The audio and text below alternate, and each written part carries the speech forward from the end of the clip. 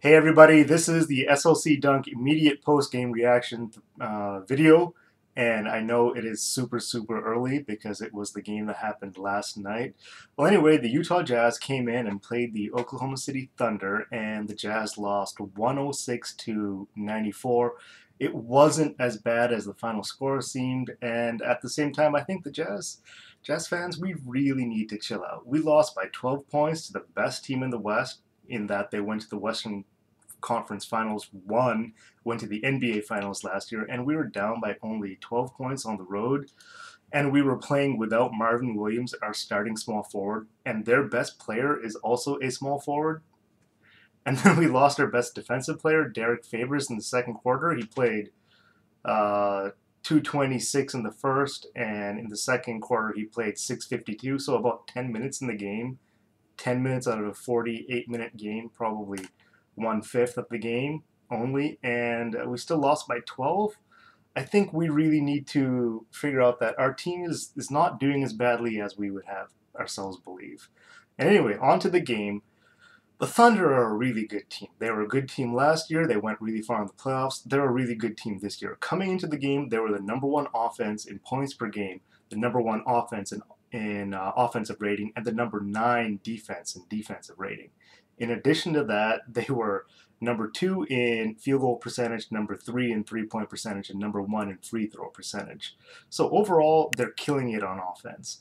In addition to that, on defense, they are the third best team in opponents' field goal percentage. So, like, what do you want? We lost by 12 to a team, and by direct comparison, how Oklahoma City was 2-3-1 in field goals, 3 and free throws, we're 23rd, 14th, and 17th.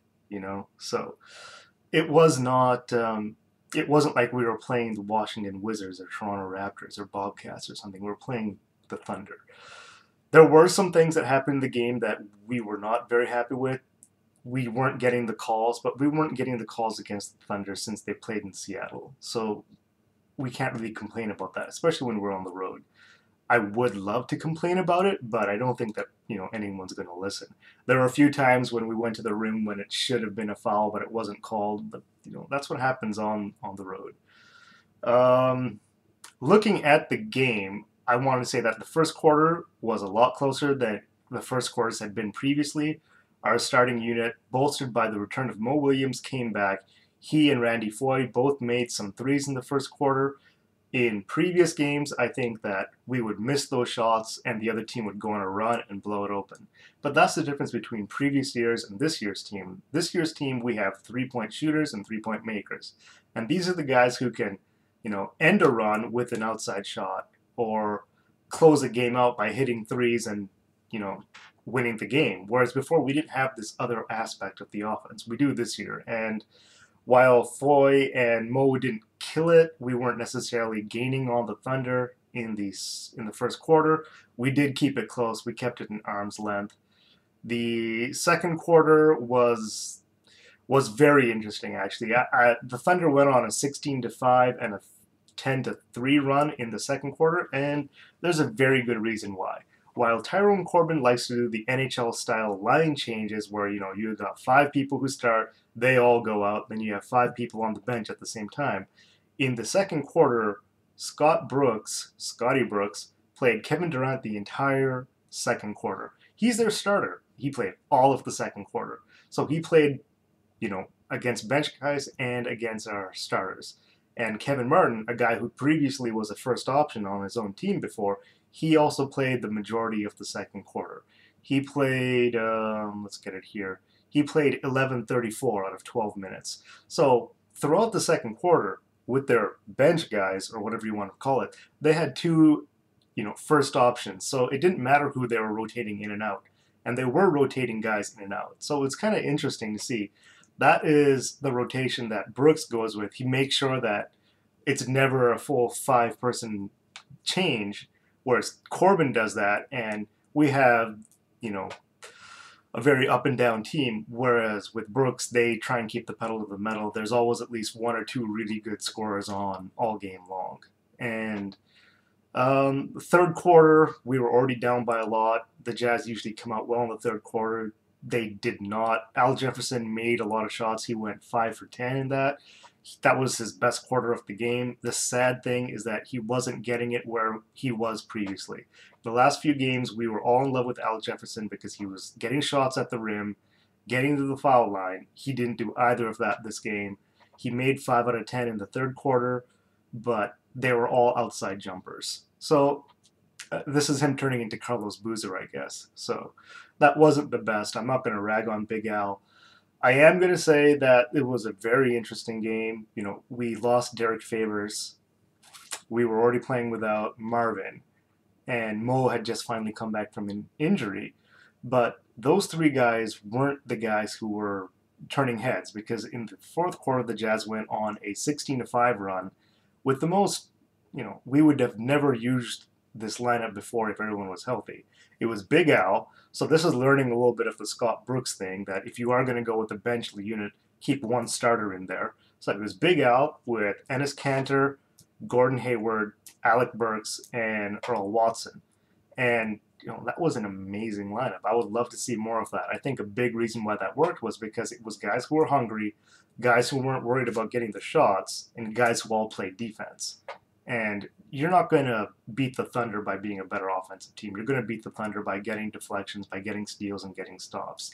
And that was one of the things, that the Thunder were ranked 29th out of 30 teams in their turnover percentage. So, and also they were 28th in the other team getting the most steals.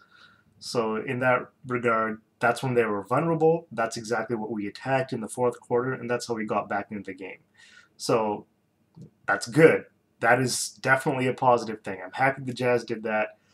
Disappointed in the loss, but at the same time, we were supposed to lose this game. And overall, with the different challenges we had playing on the road, playing, you know, our 11th road game in 17 games, playing against the West champs, playing against a team that has all these superstars and they're going to get a ton of calls, and also playing without our best defender for the majority of the game and without our best wing starter. He's clearly better than Randy Foye. I think we did okay. It was a disappointing game in that we lost, but at the same time, there were a few things that we got to like about it. Number one thing is that Enes Kanter, he really stepped up. He had 18 points off of 5 for 6 shooting in the fourth quarter. He really dominated. He made his first shot of the game in the first quarter. He went, I believe, 1 for 3 in the second, but in the fourth quarter, he went 5 for 6. He also had 7 or 8 rebounds. You know, he was that decisive, catch the ball and score type of big that we need. We don't need, you know, a thinking man at all of our big positions. Sometimes we need a guy who is going to be decisive and make a move, and that's exactly what Kanter did. Alec Burks also played, and he played defense. He did the things that Foye doesn't do, and I think that's going to be how he distinguishes himself. He's not going to beat Foye at spot-up jumpers. He continues to try to beat Foye at spot-up jumpers, but that's not his game. He did hit a 3. He went 1 for 3 from downtown. It's not the same thing as Foye going 4 for 7, but you know, it's a start. You know, keep playing basketball. A number of guys are in slumps. We've got a game tonight. We have a game starting in 6 minutes. It is the Utah Jazz at the Houston Rockets. We will have a better post-game video for that, and we will have it more immediately than this one. So thanks a lot, everyone, and this was the really late SLC Dunk immediate post-game reaction video. And yeah, go Jazz go, and you know, stop fighting every single day, Jazz fans. You're killing me. Like, I almost wanted to quit vlogging because of you guys. Stop freaking fighting all the time. Like, we look bad. We look bad because we're fighting. And I think our team deserves a better fan base than one who always wants to fight. So get it together or just shut up. You know, that's probably better. Everybody, shut up.